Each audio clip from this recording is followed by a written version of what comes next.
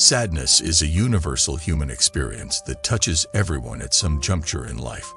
Research indicates that sadness tends to endure for a more extended period compared to various other emotions, primarily due to the increased time spent contemplating it. Engaging in rumination, the repetitive process of revisiting and dwelling on sad thoughts and emotions, can contribute to the development of depression and hinder one's ability to overcome the grip of sadness. Buddhism, with its profound spiritual teachings, provides a timeless guide for those seeking to overcome sadness and find lasting inner peace. In this video, we delve into the core principles of Buddhism, unraveling its wisdom to inspire and motivate individuals to understand and triumph over the waves of sorrow. Lesson 1. Find what does make you happy. Buddhism teaches us that true happiness comes from within. The external world is transient and subject to change, making it an unreliable source of lasting joy. To overcome sadness, start by introspecting and identifying the aspects of your life that genuinely bring you happiness. This could be engaging in a hobby, spending time with loved ones, or pursuing a meaningful career. By understanding and focusing on these sources of joy, you begin the journey towards cultivating genuine and lasting happiness. When you discover what genuinely makes you happy, it's like stumbling upon a secret garden of authentic joy. Unlike temporary pleasures that fade quickly, the happiness derived from activities and aspects that align with your true self has a lasting and fulfilling quality. Happiness found within yourself brings a sense of inner fulfillment. It's not reliant on external circumstances, making it a sturdy and reliable source of contentment. This inner fulfillment becomes a guiding light, helping you navigate through the stormy waters of sadness. Knowing what makes you happy provides a solid foundation for emotional resilience. When faced with challenges, having a reservoir of internal joy allows you to bounce back more easily. It acts as a shield against the arrows of sorrow, helping you weather the storms of life with greater strength. Start by embarking on a journey of self-exploration. Reflect on the activities, experiences, and connections that bring a genuine smile to your face. It's like creating a roadmap to your own happiness. Take note of the positive aspects in your life. What activities leave you feeling fulfilled and uplifted? Identifying these positive elements helps in understanding the building blocks of your happiness. Once you've identified what makes you happy, prioritize these aspects in your life. Allocate time and energy to engage in activities and cultivate relationships that contribute to your well-being. By making happiness a priority, you actively work towards creating a joyful and meaningful life. Sometimes, our lives become cluttered with things that don't truly contribute to our happiness. Learn to let go of the unnecessary and focus on what truly matters. It's like clearing the path to your internal treasure trove, making it more accessible and vibrant. As you explore and prioritize your sources of happiness, be open to change. What brings you joy might evolve over time, and that's perfectly okay. Embracing change allows you to adapt and continue nurturing your internal wellspring of happiness. Alongside the pursuit of happiness, cultivate a sense of gratitude for the positive elements in your life. Gratitude magnifies the brightness of joy and acts as a powerful antidote to the shadows of sadness. Finding what makes you happy is like tending to the garden of your soul. It's a process of nurturing and cultivating the seeds of joy that reside within you. It invites you to embark on a journey of self-discovery, to uncover the unique sources of happiness that will serve as beacons of light, guiding you through the challenges and triumphs of life. Remember, the pursuit of happiness is not a destination. It's a continuous and beautiful journey towards a more fulfilling and joyous existence. Lesson 2. Reach out to your people, especially if you're feeling lonely. Loneliness can be a potent catalyst for sadness. Buddhism emphasizes the interconnectedness of all beings, highlighting the importance of relationships and community. When sadness engulfs you, reach out to your loved ones. Share your thoughts and emotions, for in doing so, you not only lighten your own burden, but also strengthen the bonds that weave the fabric of your existence. Imagine your heart as a lantern, and the people you love are the warm flames that keep it glowing. When sadness wraps its chilly arms around you, reaching out to your people is like adding logs to the fire. Let's explore why connecting with loved ones is so helpful in overcoming loneliness-induced sadness and how this heartwarming act works its magic. When you share your feelings with loved ones, it's like splitting a heavy load into smaller, manageable pieces. They may not have all the answers, but the act of sharing makes the burden lighter. It's like saying, "Hey, I'm not alone in this." The comfort of a friend's presence or a family member's understanding can be like a cozy blanket for your heart. It provides a sense of emotional warmth that eases the chill of loneliness, making you feel supported and cared for. Talking to someone you trust can bring a fresh perspective to your situation. It's like having a different pair of glasses that helps you see things in a new light. This shift in perspective often opens up new possibilities and solutions to the challenges you face. Start by simply expressing what's on your mind. It doesn't have to be a perfectly crafted speech. Just let your thoughts and feelings flow. This open communication is like unlocking the door to your heart, allowing the people you love to step inside and understand you better. When your loved ones share their thoughts and feelings, practice active listening. It's not just hearing words, it's understanding the emotions behind them. This mutual exchange of feelings creates a bridge of understanding, strengthening the bonds of connection. Spending quality time with loved ones is a powerful antidote to loneliness. It could be a heartfelt conversation, a shared meal, or even a simple walk together. This dedicated time is like nurturing the roots of your relationships, ensuring they grow strong and resilient. In our digital age, physical distance doesn't have to mean emotional distance. Utilize technology to connect with loved ones, whether through video calls, messages, or social media. These virtual connections act as threads that keep the fabric of your relationships tightly woven. If you're feeling lonely, consider joining communities or groups with shared interests. It's like entering a room full of potential friends who understand your passions. Building connections within these communities adds color to the canvas of your social life. Let your loved ones know you appreciate them. A simple thank you is like watering the garden of your relationships. Expressing gratitude fosters a positive and loving environment, making your connections even more resilient. Reaching out to your people is like weaving a tapestry of connection that wraps around your heart. It's an acknowledgement that, in this vast world, there are individuals who care about you. It invites you to embrace the warmth of human connection, to share your joys and sorrows, and to recognize that the people you love are like stars in the night sky, guiding you through the darkness. Remember, you don't have to face loneliness alone. Your lantern burns brighter when joined by the warmth of others. Lesson 3. Reframe your thoughts to stop thinking about the past. The past has a way of casting a shadow on our present and future. Buddhism encourages the practice of mindfulness, urging individuals to observe their thoughts without attachment. When sadness arises from dwelling on the past, learn to reframe your thoughts. Focus on the present moment, understanding that the past is but a memory, and the future is shaped by the choices made in the now. Picture your thoughts as clouds drifting across the sky. Sometimes, these clouds can be stormy with memories from the past, casting shadows on your present.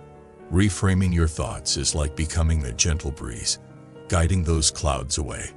Let's discover why changing the way you think about the past is so helpful in overcoming sadness, and how this shift in perspective works. Constantly dwelling on the past can feel like carrying a heavy backpack full of rocks. Reframing your thoughts is like taking out some of those rocks, making your mental load lighter. It allows you to walk through life with more ease and freedom. The more you focus on the past, the less room there is for joy in the present. Reframing your thoughts is like cleaning out a cluttered room, making space for positivity and happiness. It's an invitation for joy to step into the spotlight of your life. The ability to reframe your thoughts is like having a shield against the arrows of sadness. It doesn't mean ignoring or denying difficult experiences. Instead, it's about finding a way to look at them, that helps you grow stronger. It's like turning obstacles into stepping stones. Start by becoming aware of your thoughts. It's like being a curious explorer of your own mind. Notice when thoughts from the past sneak in, and gently acknowledge them without judgment. When a negative thought about the past comes up, ask yourself if it's really true. It's like being a detective investigating a case. Sometimes, our minds create stories that aren't entirely accurate. Questioning these thoughts helps you see them for what they are. Even in challenging situations, there's often a silver lining, a positive aspect, or a lesson learned. It's like discovering a hidden gem in a rough patch. Reframing your thoughts involves focusing on these positive aspects, allowing them to shine brighter than the shadows of the past. The present moment is like a gift waiting to be unwrapped. Reframing your thoughts involves shifting your focus from what happened in the past to what's happening right now. It's an active choice to live in the beauty of the present rather than the shadows of yesterday. Forgiveness is not about saying what happened was okay. It's about releasing yourself from the grip of resentment. It's like setting a bird free from a cage. Reframing your thoughts involves forgiving yourself and others, allowing you to move forward with a lighter heart. Positive affirmations are like seeds planted in the garden of your mind. Reframing your thoughts involves replacing negative self-talk with positive affirmations. It's a way of nurturing a mindset that supports your well-being. Reframing your thoughts is like putting on a pair of glasses that helps you see the world in a brighter light. It's an ongoing practice of choosing how you view the past, allowing you to shape a present and future filled with hope and positivity. It encourages you to be the artist of your own narrative, painting a picture of resilience, growth, and joy with the brushstrokes of your thoughts. Remember, the past is a story you tell yourself, and by reframing that story, you empower yourself to create a brighter and more fulfilling tale. Lesson 4. Spend time in nature. Nature, with its serene beauty and rhythmic cycles, has a profound impact on the human spirit. Buddhism teaches us to connect with the natural world as a means of finding inner balance. When sadness clouds your mind, immerse yourself in nature. Take a walk in the woods, sit by a flowing river, or simply gaze at the stars.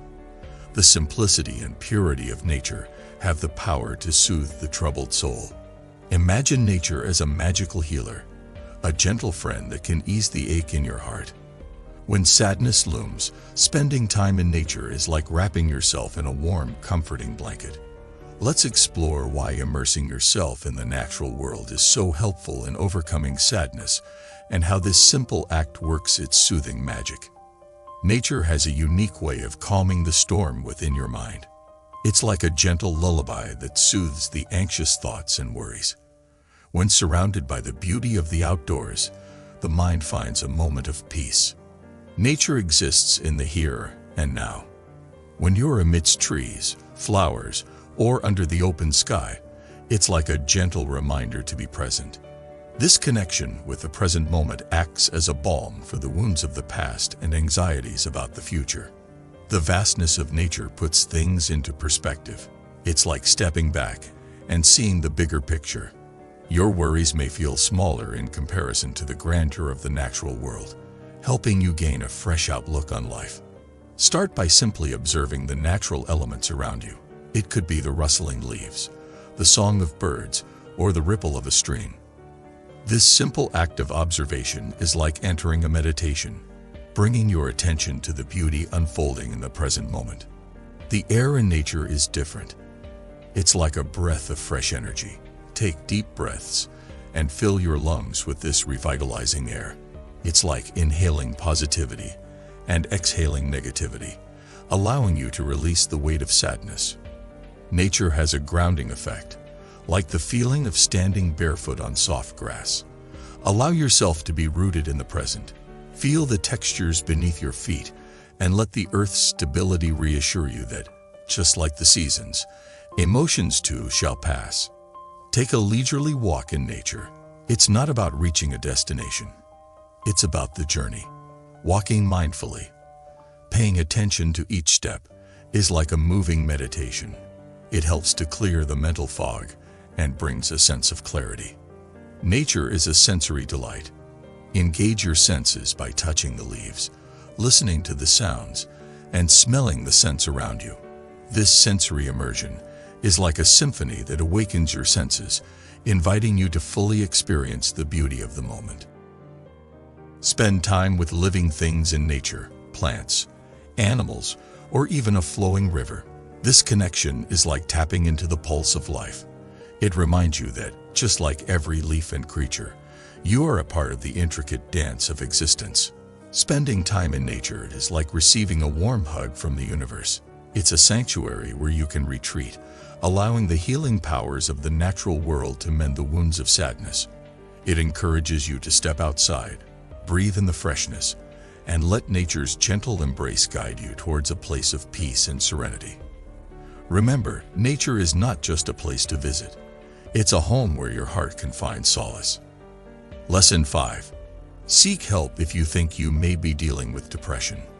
In acknowledging the impermanence of life, Buddhism recognizes that suffering is a universal aspect of the human experience.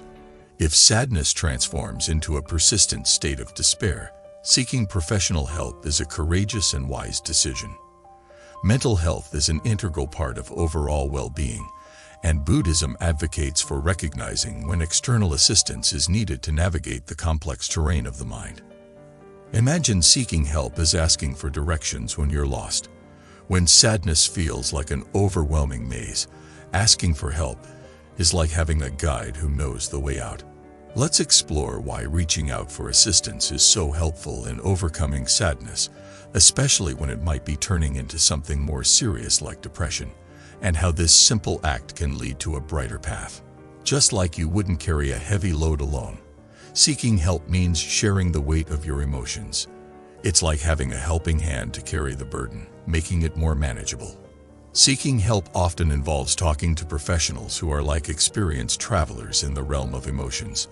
They can provide insights and tools to navigate through the challenges you're facing. It's like having a map to guide you through the tough terrain. Depression can make you feel like you're on an isolated island. Seeking help is like building a bridge to connect with others. It breaks the cycle of loneliness and creates a supportive network that understands your struggles. The first step is recognizing signs that your sadness might be turning into something more, like depression. It's like noticing road signs that indicate you might need a detour. Signs could include persistent feelings of sadness, changes in appetite, or difficulty sleeping. Reach out to someone you trust, a friend, family member, or a confidant. It's like sharing your journey with a fellow traveler. Expressing your feelings to someone who cares can provide immediate relief. If the sadness persists or intensifies, consider seeking professional support. This could be a counselor, therapist, or mental health professional. It's like consulting a guide who knows the intricacies of the emotional terrain and can provide valuable insights and strategies. In some cases, professionals might recommend medication. Think of it like taking medicine for a physical ailment. Medication can help balance the chemicals in your brain, providing a foundation for emotional well-being. Seeking help involves building a support system around you. It's like having a team of supporters cheering you on. This support system could include friends, family, professionals, and anyone who genuinely cares about your well-being. For severe cases, creating a safety plan is like having an emergency exit strategy. This involves identifying coping mechanisms, emergency contacts, and activities that can provide comfort during difficult moments. Seeking help is not a sign of weakness, but a courageous step towards healing. It's like acknowledging that you deserve support and guidance during challenging times. It encourages you to recognize when the emotional terrain becomes too tough to navigate alone, and to reach out for the helping hands that are ready to guide you towards a place of light and hope. Remember, asking for help is a strength, and the journey becomes lighter when you share the load. Lesson 6. Challenge negative thoughts. The mind is a powerful force that can shape our reality. Buddhism teaches us to cultivate awareness and challenge negative thoughts that contribute to our sadness. When a negative thought arises, question its validity and impact on your well-being.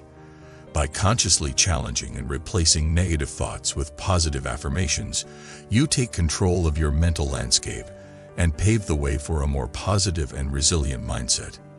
Negative thoughts are like rain clouds that can make your whole day feel stormy. Challenging these thoughts is like putting on a mental raincoat. It doesn't stop the rain, but it keeps you from getting soaked.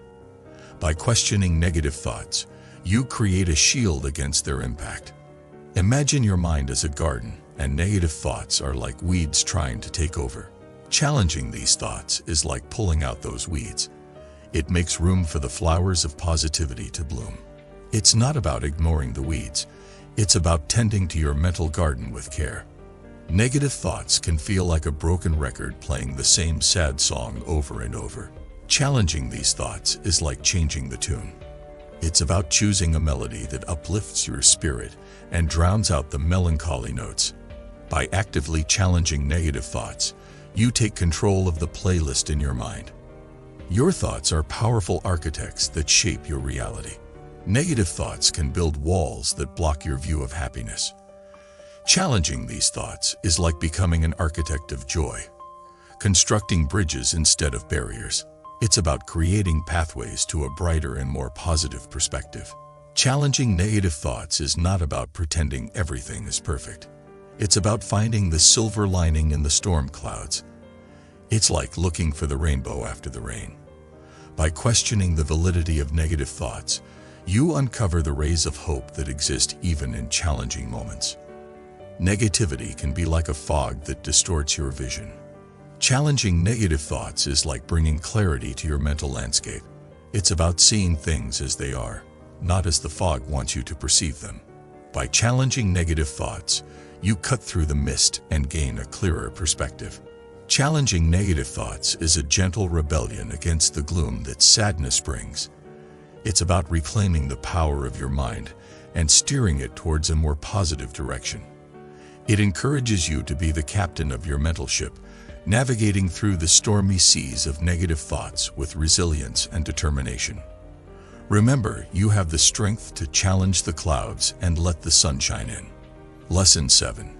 Do something creative.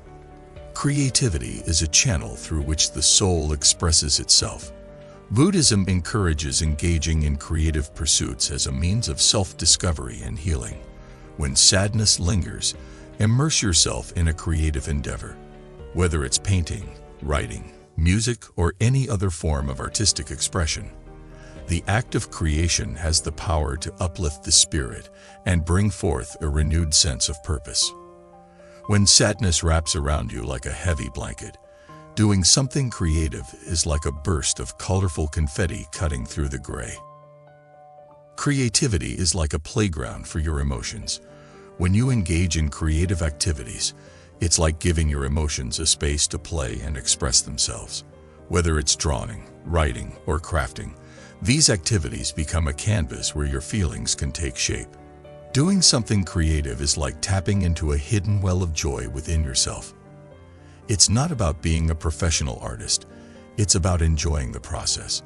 The act of creation is like planting seeds of happiness, and as you nurture them, they bloom into a garden of positivity. Creativity is a friend that listens without judgment. When you're feeling sad, expressing yourself through creative outlets is like having a non-judgmental conversation with your emotions.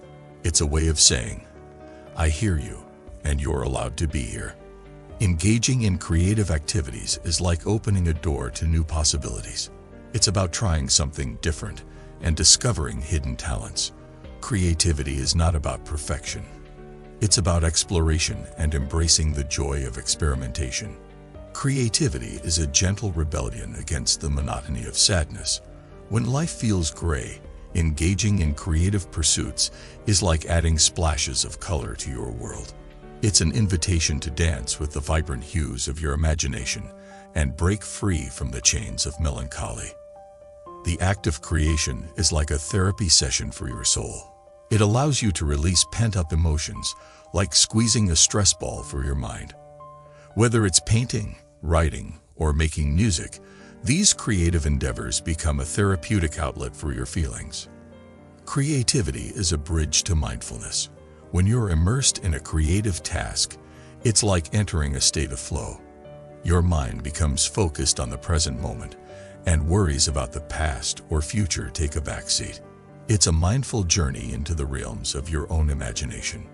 Doing something creative is like giving your soul a playground to frolic in. It's an invitation to dance with your emotions, to play with colors and shapes, and to explore the endless possibilities within yourself. It encourages you to pick up a pen, brush, or any creative tool that speaks to you. Remember, the act of creation is not about the end result. It's about the joy found in the process of bringing something new into existence.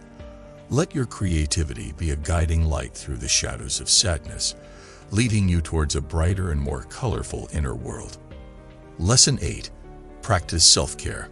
Self-care is a cornerstone of Buddhist philosophy, emphasizing the importance of nurturing oneself physically, mentally, and emotionally. To overcome sadness, prioritize self-care rituals. This includes adequate sleep, nourishing meals, exercise, and activities that bring you joy. By tending to your well-being, you create a foundation for resilience and emotional strength. When sadness knocks on your door, practicing self-care is like extending a warm invitation to your well-being. Self-care is like a gentle hug for your soul. It's about treating yourself with kindness, just like you would comfort a friend in need. When you're feeling down, practicing self-care is like saying, "I see you, and I'm here for you." Imagine your energy as a cup, and self-care is like filling it with positivity.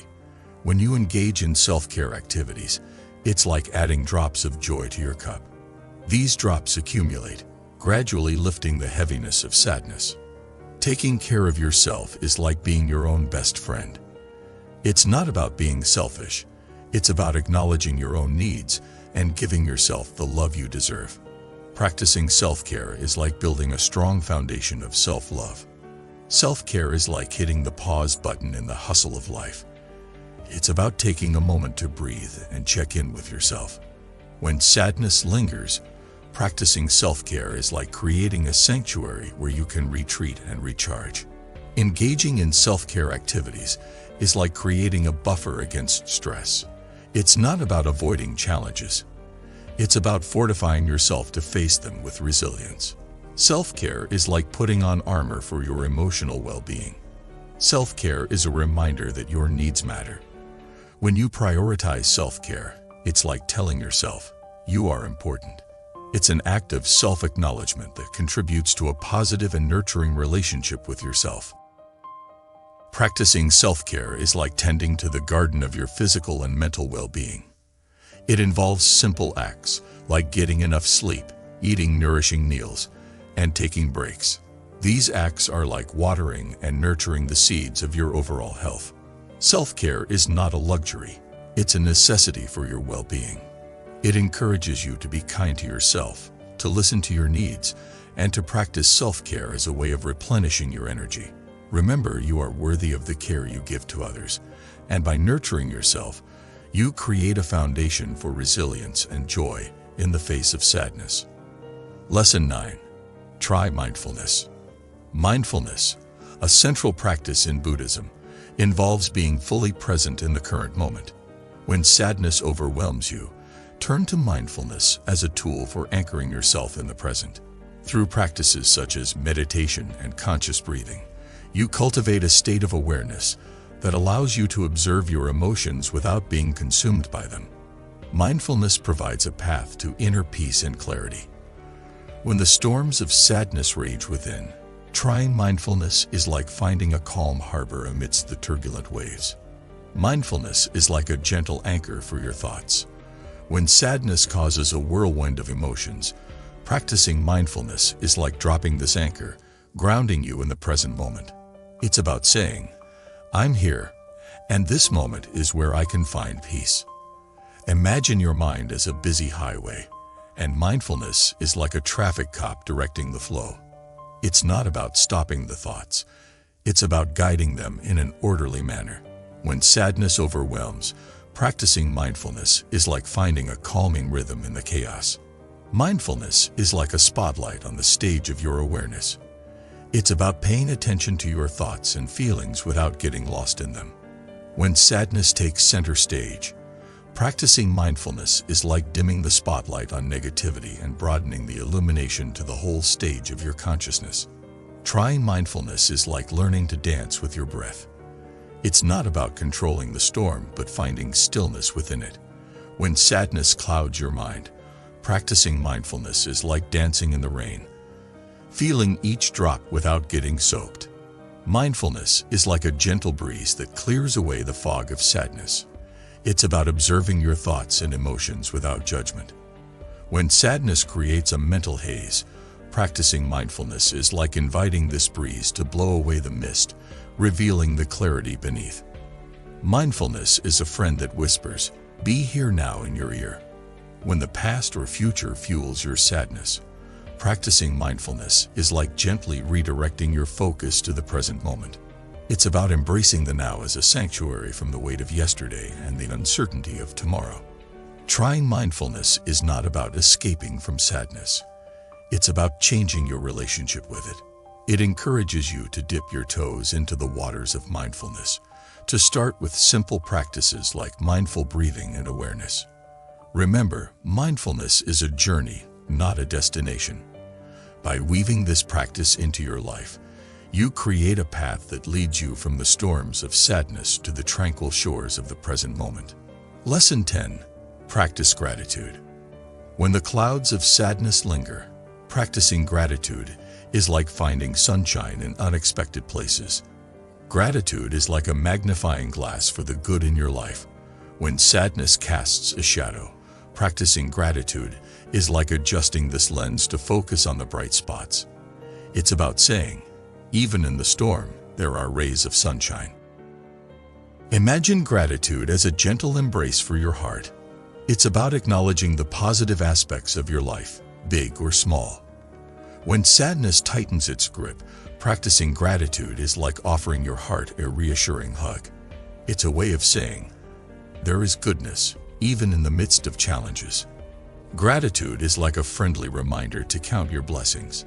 It's not about ignoring difficulties, but recognizing the positives alongside them. When sadness clouds your vision, practicing gratitude is like putting on glasses that help you see the silver linings in life. Practicing gratitude is like planting seeds of positivity in the garden of your mind. It involves acknowledging and appreciating the good things, no matter how small. When sadness threatens to overshadow, gratitude is like watering these seeds, nurturing a mindset that blooms with appreciation. Gratitude is like a melody that adds a sweet note to the symphony of your emotions. It's about recognizing the goodness around you and within you. When sadness plays a dissonant tune, practicing gratitude is like introducing a harmonious melody, creating a more balanced and positive emotional composition. Gratitude is a friend that whispers, "Look at what you have," when sadness screams about what's missing. It's about shifting your focus from scarcity to abundance. When sadness paints a picture of lack, practicing gratitude is like adding vibrant colors of appreciation to the canvas of your life. Practicing gratitude is not about denying the reality of sadness, but reframing your perspective. It encourages you to create a gratitude practice, whether it's keeping a daily gratitude journal or simply taking a moment each day to reflect on the positives. Remember, gratitude is a beacon of light that guides you through the darkness of sadness, helping you discover the treasures that exist even in challenging times.